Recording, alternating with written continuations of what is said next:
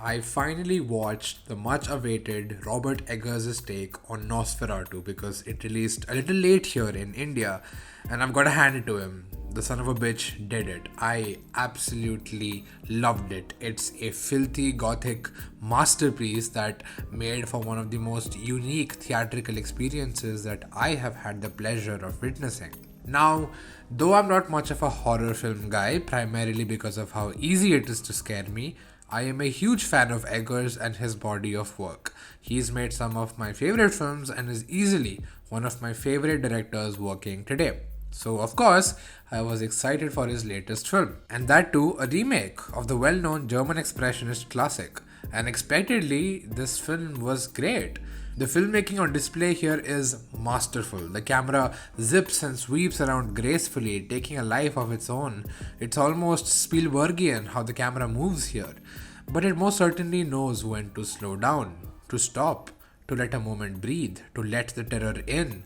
Sometimes it takes a life of its own and floats around, providing it this sense of grandiosity, but it's also filled with these mechanical movements like certain pans and tilts that add to the sense of eeriness of the film. The camera is unafraid to go through walls and floors of houses and old buildings. It does these things that a camera would normally be incapable of doing, which is why the film feels otherworldly. It's easy to scare me, so the horror elements work more than well here. I was on the edge of my seat every moment, terrified at what could happen.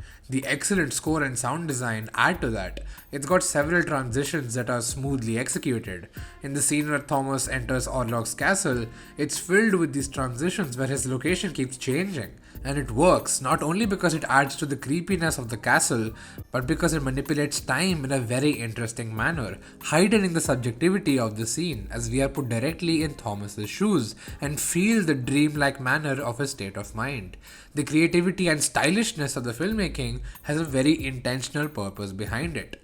The scene is Nicholas Holt's character, Thomas Hutter, arriving at Castle Orlok in Transylvania. This is an interesting moment because here are my legs, but they're not actually my legs because of cinema magic. We're getting into dream logic, and the shots kind of flow into one another. And because Thomas Hutter's character is in this kind of weird, like, dream state here, and is getting kind of dizzy, and he's inside this carriage that is very, like, suffocating. So Nick is standing actually with coat draped over them, and then there's the carriage behind him, and as the camera's right here, the carriage comes apart and his legs are pulled out so that then the castle doors are behind him. The narrative is constructed beautifully. Though the pacing begins to feel just a little sluggish towards the second hour for me, it all mostly works. And upon rewatch, the film just breezed by for me. The film definitely worked much better for me when I saw it again. All and any pacing issues that I had with the film were completely eradicated. It's got an airtight story that unfolds like a mythic gothic fairy tale.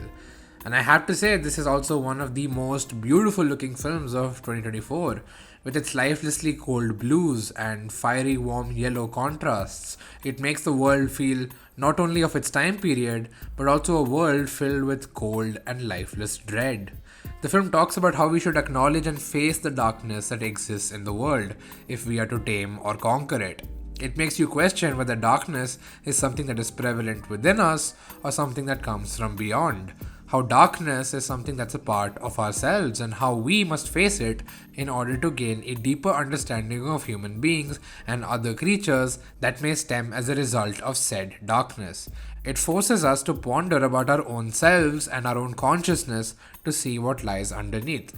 And at the end of the day, I just want to say, when Eggers' previous film, The Northman, flopped, I was worried that he wouldn't get to make whatever he wanted, but I am so glad that he was allowed to make this film, and I'm even more delighted to see it perform well at the box office.